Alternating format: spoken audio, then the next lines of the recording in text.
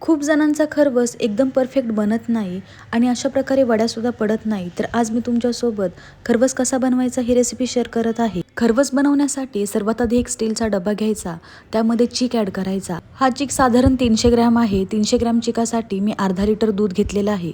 अर्धा लिटर कच्चं दूध त्यामध्ये ॲड करायचं. 2 वाट्या साखर टाकायच्या. 2 वाट्या साखर ॲड केल्यानंतर यामध्ये 1 चमचा विलायची पावडर ॲड करायची. त्यानंतर इथे मी थोडंसं केशर ॲड केलं आहे. हे ऑप्शनल आहे, तुमच्याकडे जर असेल तर ॲड करा. थोडंसं जायफळ खिसून टाकायचं. साखर विरघळेपर्यंत चांगलं मिक्स करून घ्यायचं. सर्व मिश्रण चांगलं मिक्स करून झाल्यानंतर आता गॅसवर एक कढई ठेवायची. कढईमध्ये स्टँड ठेवून स्टँडवर हा डबा ठेवायचा. आता डब्याचं झाकण लावायचं. झाकणाचा डबा घेतल्यामुळे याच्या आतमध्ये पाणी जात नाही आणि वाफ चांगली बसल्यामुळे खरवस लगेच तयार होतो. 45 ते 50 मिनिटं गॅसच्या हाय फ्लेमवर हा डबा ठेवलेला होता. खरवस एकदम परफेक्ट तयार झालेला आहे. त्यानंतर 1-2 तासासाठी फ्रीजमध्ये खरवस सेट होण्यासाठी ठेवलं आणि खरवस चांगला सेट झाल्यानंतर त्याच्या अशा प्रकारे वड्या पाडल्या.